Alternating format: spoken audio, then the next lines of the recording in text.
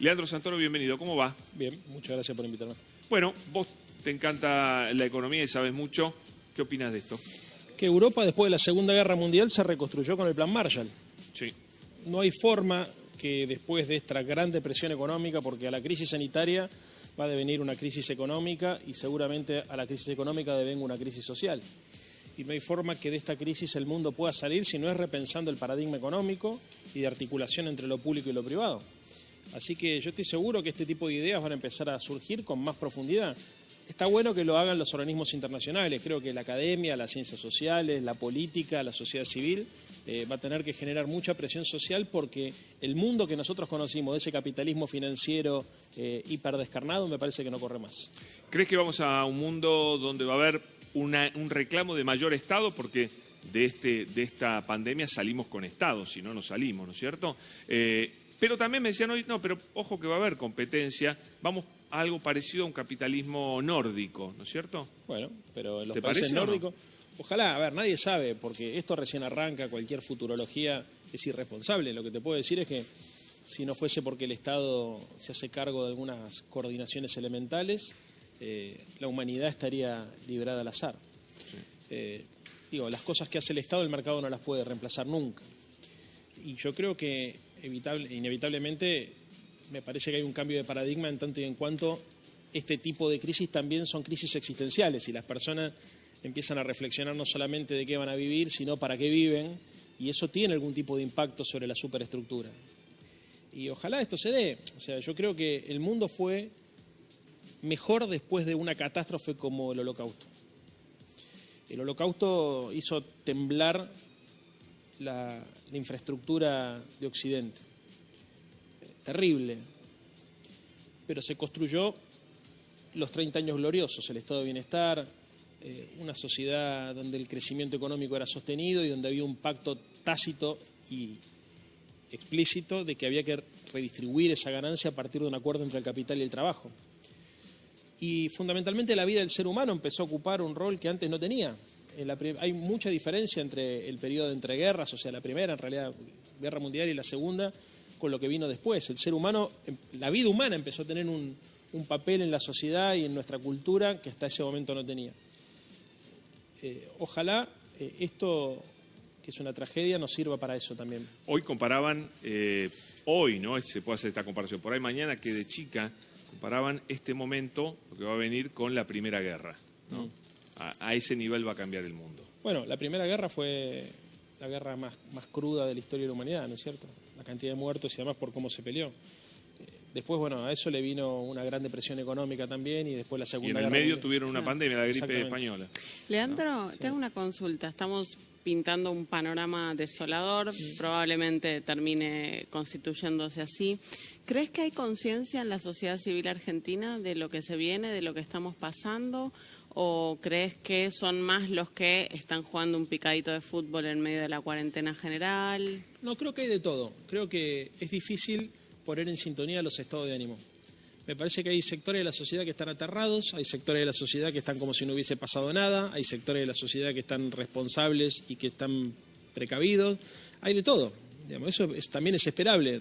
Es mentira que somos un desastre o somos los mejores del mundo. En general suele haber de todo. Y esto demora un tiempo, hasta que todos viviremos en la misma sintonía y tengamos más o menos la misma idea de lo que tenemos que hacer, la cosa va a demorar un tiempito. Pero creo que vamos por el buen camino. Creo que en otro momento histórico, por ejemplo, esta migración que hubo hacia la costa argentina hubiese pasado desapercibida. Sí. Que haya ocurrido, habla mal de nosotros como sociedad. Pero que haya tenido el nivel de rechazo que tuvo y la contundencia que tuvo, habla muy bien. Bueno, así en cada una de las esferas. Después te voy a preguntar por la política interna, si la va a cambiar. Yo creo que la va a cambiar mucho este hecho terrible que estamos viviendo. Por supuesto está Nahuel Sosa con nosotros. Bienvenido, Nahuel. ¿Después de qué vamos a hablar con vos? Vamos a hablar de solidaridad social activa y del concepto de ciudadanía según los pensadores griegos. Perfecto. Ahora métale una pregunta a Leandro. Bueno, a ver, Leandro, ahí te quería preguntar con tu primera reflexión, ¿no? Porque podríamos decir, hace poco salieron dos artículos muy interesantes. Uno es de Naomi Klein, la periodista, donde dice, ojo, que también muchas veces en esta crisis las élites hacen grandes negocios, ¿no? Como en contraposición puede haber esperanza, pero también puede haber grandes negocios.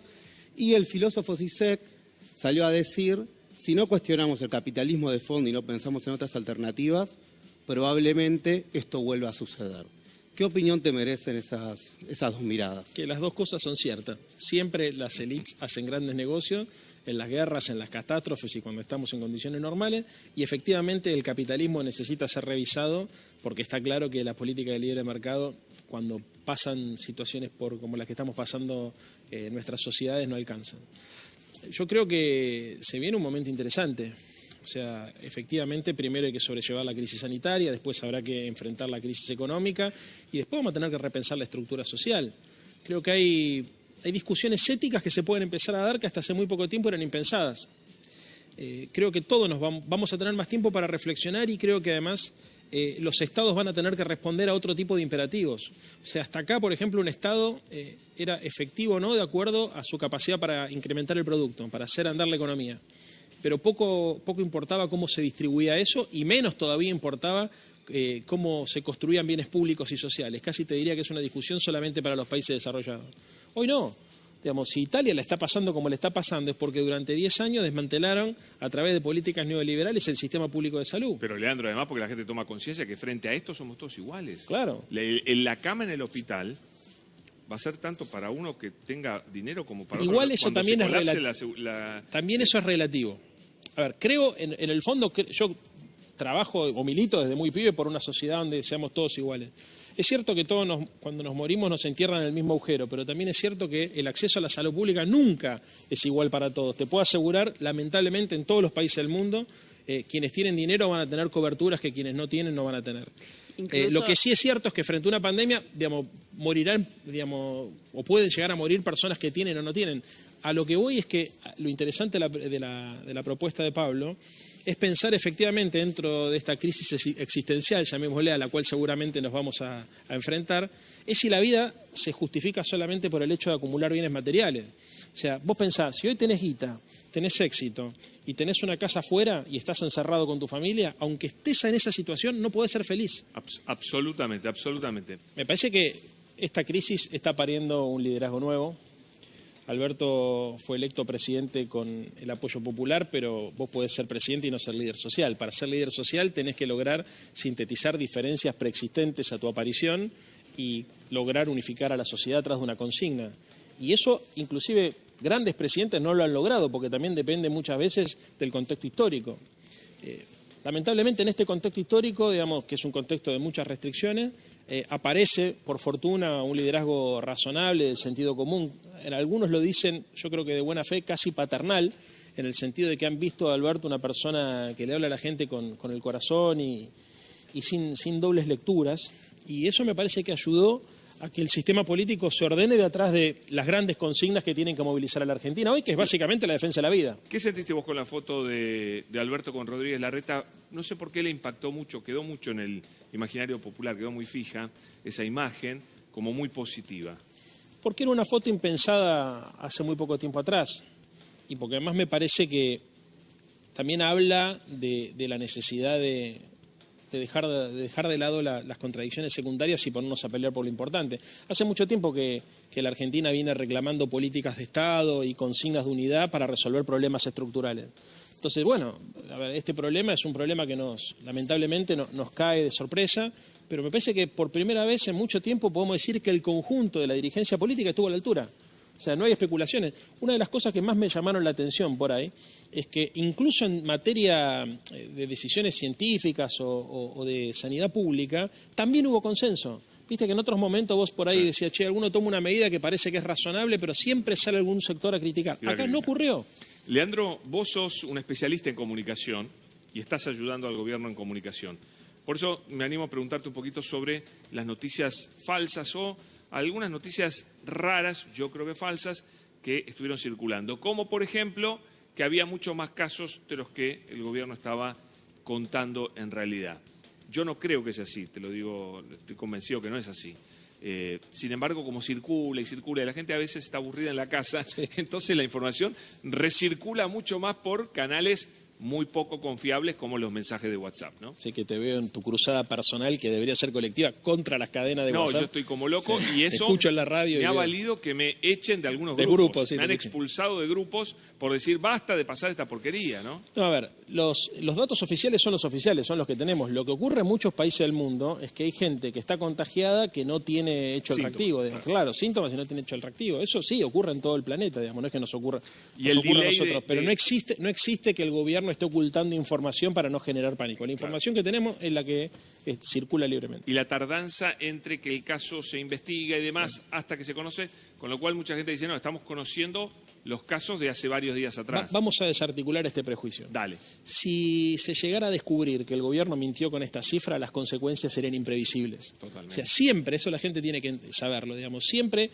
en estos casos se actúa con la verdad, pero es casi te diría un protocolo en crisis en cualquier país del mundo, porque si te llegan a descubrir que mentís, a partir de ese momento toda la legitimidad y la credibilidad que construiste dejó de existir. Entonces además, no podés manejar la crisis, Pero con lo cual exactamente, dejen de... la gente tiene que entender que la crisis se maneja con reputación y con liderazgo. Si no tenés esas características, es lo que está pasando en España, que por errores el gobierno de Pedro Sánchez perdió mucha reputación, Trump. mucha confianza. O Trump. O con Trump, o con Bolsonaro. ¿no es No, cierto? no, eso no está pasando acá ni va a pasar.